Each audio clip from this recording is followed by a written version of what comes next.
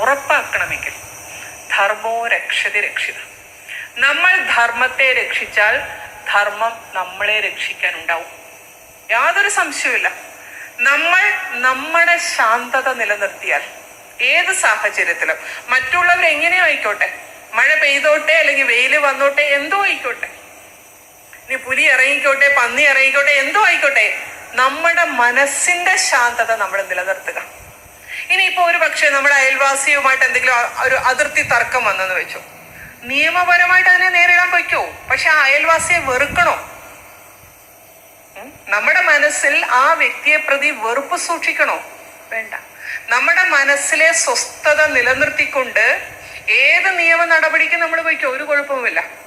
പക്ഷെ മനസ്സിനെ, എന്റെ മനസ്സ് ശാന്തമായിരിക്കണോ അശാന്തമാകണോ ഞാൻ മാത്രമാ തീരുമാനിക്കുന്നത്. വേറെ ആർക്കും ഇതിനകത്ത് കൈ കടത്താൻ പറ്റത്തില്ല. ആര് വിചാരിച്ചാലും നമ്മുടെ സ്വസ്ഥതയിൽ ആർക്കും ഒന്നും ചെയ്യാൻ പറ്റില്ല. നമ്മൾ മാത്രം വിചാരിച്ചാൽ മതി. അപ്പൊ അതുകൊണ്ട് നമ്മുടെ പൂർണ്ണ നിയന്ത്രണമുള്ള സാധനമാണ് നമ്മുടെ മനസ്സെന്ന് പറയുന്നത്. കാരണം മനസ്സ് ക്ലിയർ ആയാലേ ബുദ്ധിക്ക് ശരിയായ കാഴ്ചശക്തി കിട്ടും, ശരിയായ തീരുമാനമെടുക്കാൻ പറ്റൂ. പിന്നെ വേർതിരിച്ചറിയാനുള്ള ശക്തി അത് ബുദ്ധിയാ ചെയ്യുന്നത്. ഇതൊക്കെ ബുദ്ധി ചെയ്യണമെങ്കിൽ കൃത്യമായിട്ട് തെരഞ്ഞെടുക്കേണ്ടത് എന്ത്, ഒഴിവാക്കേണ്ടത് എന്ത്. പിന്നെ നമ്മൾ കുട്ടികളോട് പറയും പടി പടി പടി, അല്ലേ? ഫോൺ മാറ്റി വെക്ക്. കുട്ടികൾ ഫോണും പിടിച്ചുകൊണ്ടിരിക്കും.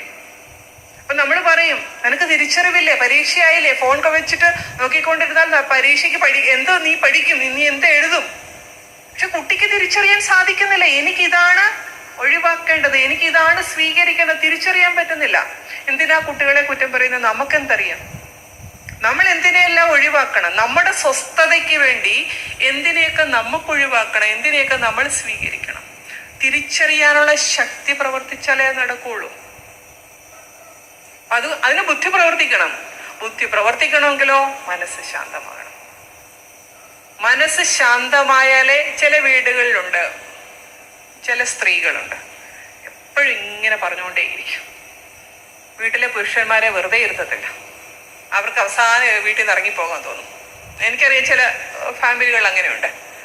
ഇതേപോലെ മനസ്സ് ബുദ്ധി ഹസ്ബൻഡ് വൈഫാന്ന് വെച്ചു. ബുദ്ധി ഹസ്ബൻഡാണ്, മനസ്സ് വൈഫാണ്. മനസ്സിങ്ങനെ അശാന്തമായിക്കൊണ്ടിരുന്നാൽ ബുദ്ധിക്ക് വല്ല സ്വസ്ഥതയുണ്ടോ? ഇല്ല. സ്ഥിതപ്രജ്ഞ, ബുദ്ധിയാണ് സ്റ്റേബിളായിട്ട് നിൽക്കേണ്ടത്. പക്ഷെ ബുദ്ധി സ്റ്റേബിളായിട്ട് നിൽക്കണമെങ്കിൽ, കാരണം ബുദ്ധി സ്റ്റേബിളായിട്ട് നിന്നാലേ ബുദ്ധിയുടെ ഉത്തരവാദിത്തങ്ങൾ ഇത്രയും നിറവേറ്റാൻ പറ്റുള്ളൂ. മനസ്സിലാക്കണം, വേർതിരിച്ചറിയണം, വിശകലനം ചെയ്യണം, അപഗ്രഥിക്കണം, വേണ്ടത് സ്വീകരിക്കണം.